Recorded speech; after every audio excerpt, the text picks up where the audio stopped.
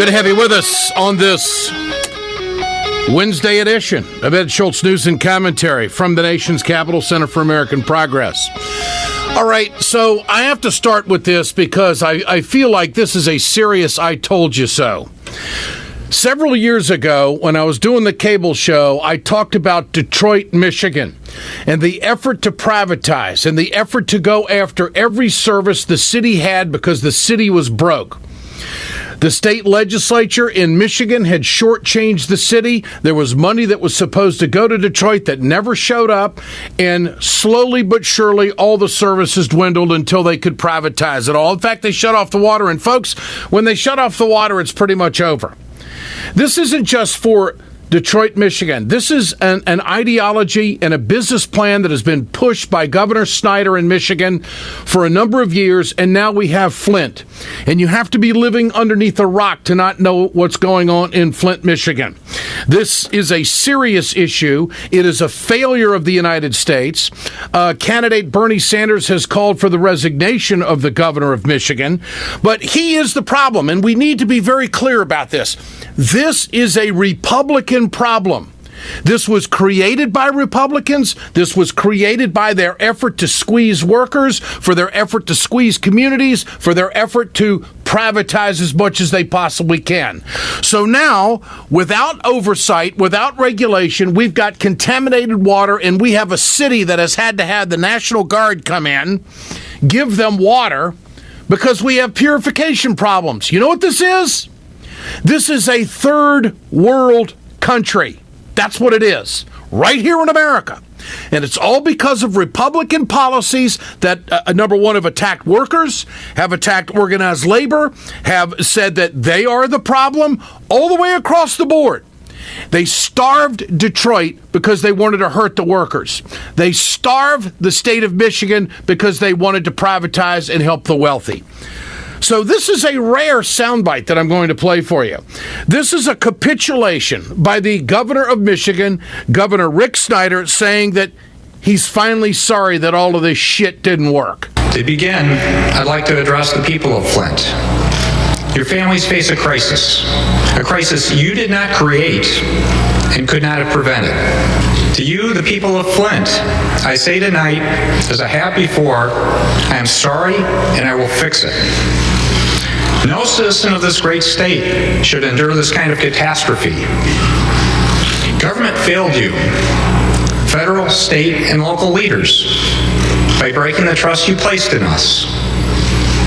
I'm sorry most of all that I let you down. You deserve better.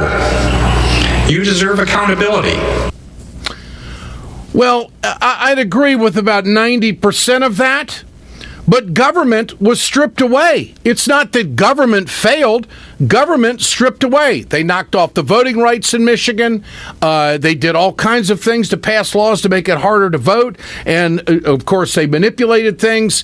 All the corporate boys came in. Snyder had absolutely no history in public service. And now you know the end game.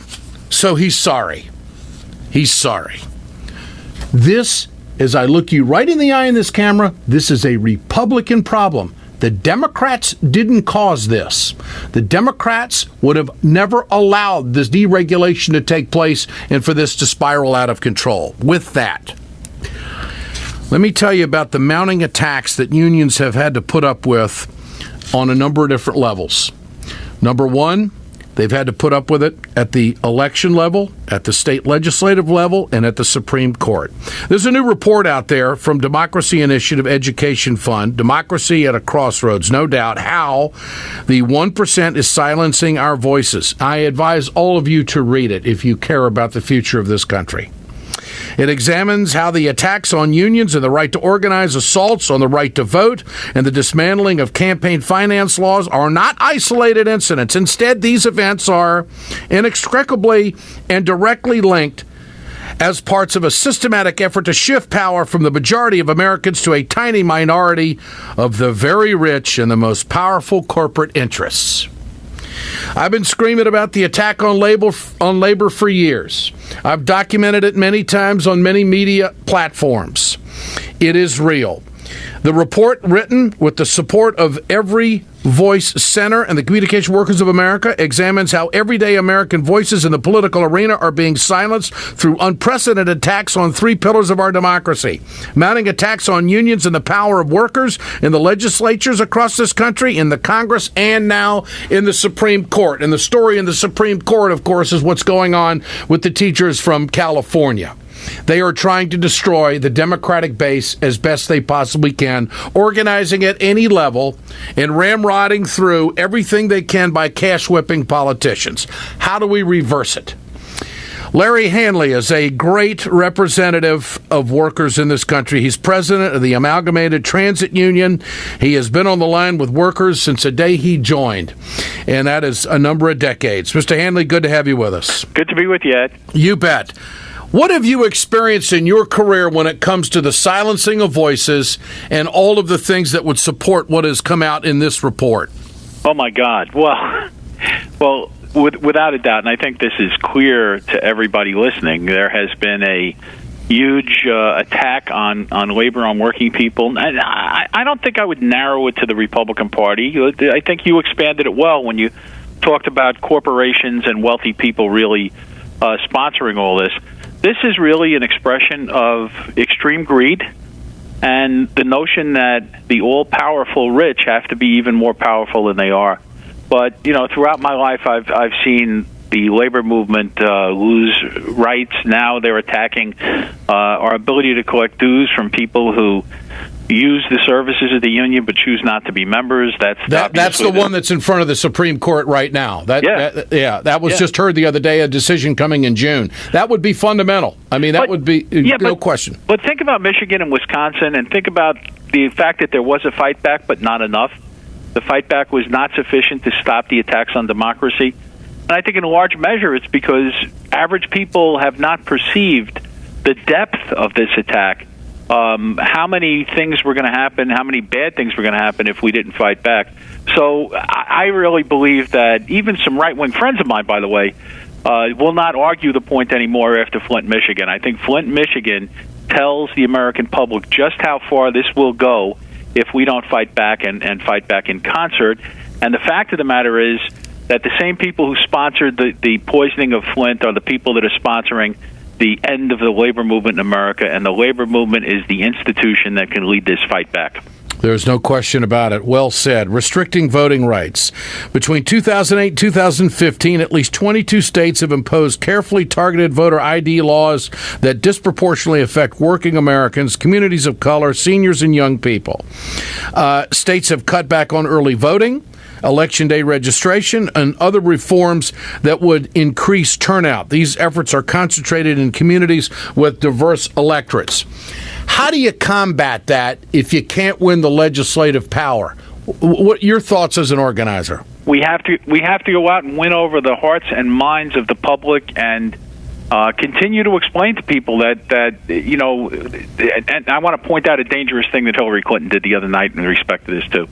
The whole notion is, we had to do what we did in Michigan because we just can't afford government anymore.